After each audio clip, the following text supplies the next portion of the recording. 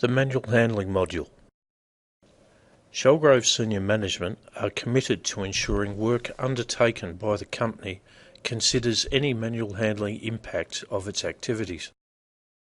All members of the organisation have a collective and individual responsibility to ensure manual handling activity is performed in a manner to minimise the risk of injury.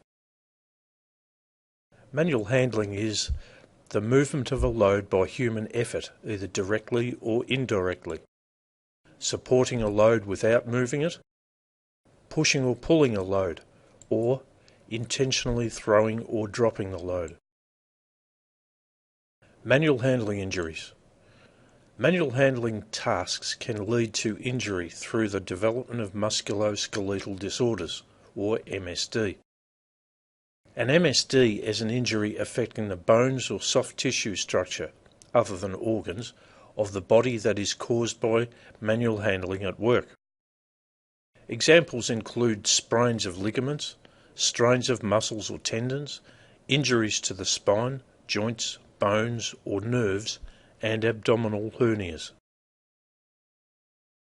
Some symptoms of manual handling injuries: back or neck pain, pain in wrists, shoulders or arms, stabbing pains in the arms or legs, painful joints, pain, tingling or numbness in hands or feet, weakness or clumsiness, heaviness, burning sensations, stiffness and swelling.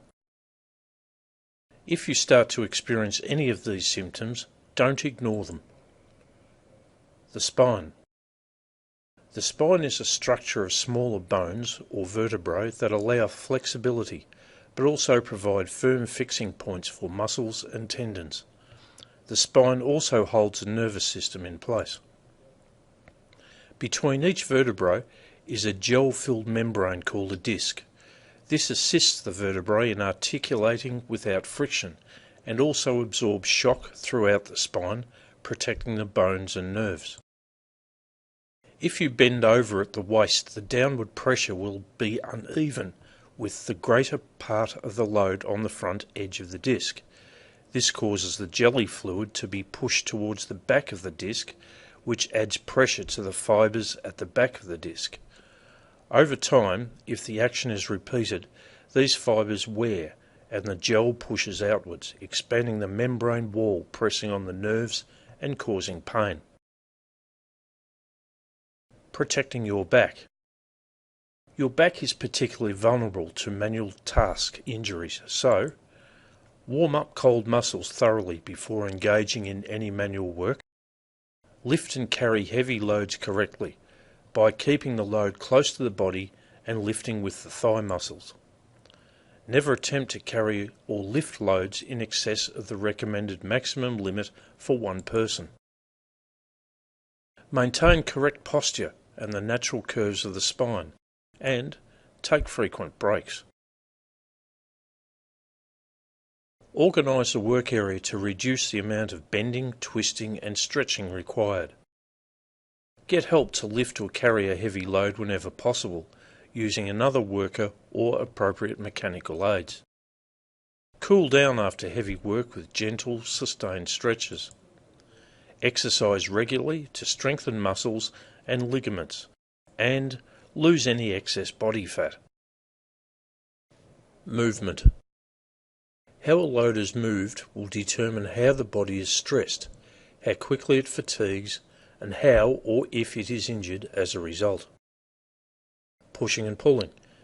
Typically it places stress on shoulders, elbows, knees, ankles and the back. High exertion in pushing can lead to hernias. Fixed position load movement. Standing in one position, moving loads up, down and to the side can place more stress on backs, hips, knees and shoulders. When deciding how a load should be moved, consideration must be given to the individual, the mass of the object and its ability to be picked up or moved transversely. Correct handling. Place the feet apart to give a balanced and stable base. Have the leading leg as far forward as possible. Unlock the knees. Bend the knees so that the hands, when grasping the load, are about level with the waist, but don't overflex the knees. Keep the back straight to maintain the natural curves. Awkward loads. Employees may be required to move loads that are not easy to pick up using conventional techniques as shown previously. Items that do not have grip points positioned to centre the object mass, collapse such as a sack of powdered material, or are large. These can encourage us to lift them in a manner that can cause injury. We will usually lift and carry the load by ourselves, which places a centre of gravity further away from the body that is acceptable, applying far too much force on the body. Example, lifting a sack. Get down on one knee, pull bag up the leg, rest the bag on the knee, pull the bag close to the body and stand upright. Pull the bag up to waist height. Using the arms. Grip. Palms up is stronger. It takes less force to support and grip than to hang and grip. Handholds are not necessarily the best way to lift. Nursing objects provide stability and spread the load while keeping the load close to the body. Elbows.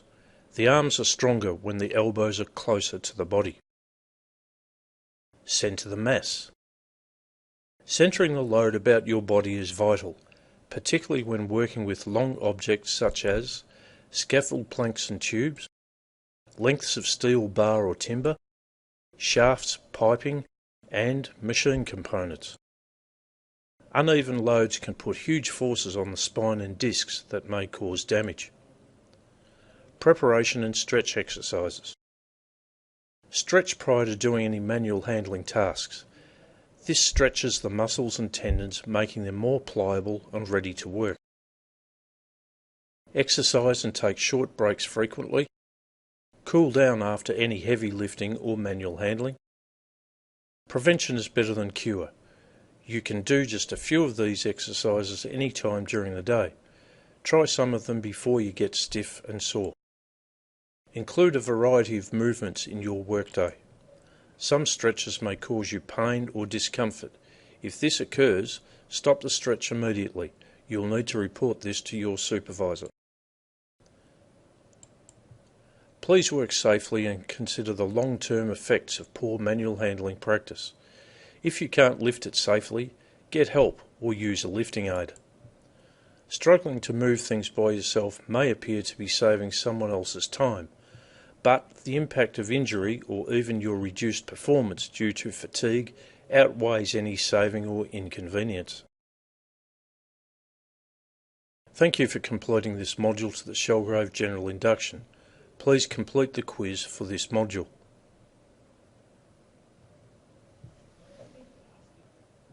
Awkward loads. Employees may be required to move loads that are not easy to pick up using conventional techniques as shown previously. Items that do not have grip points positioned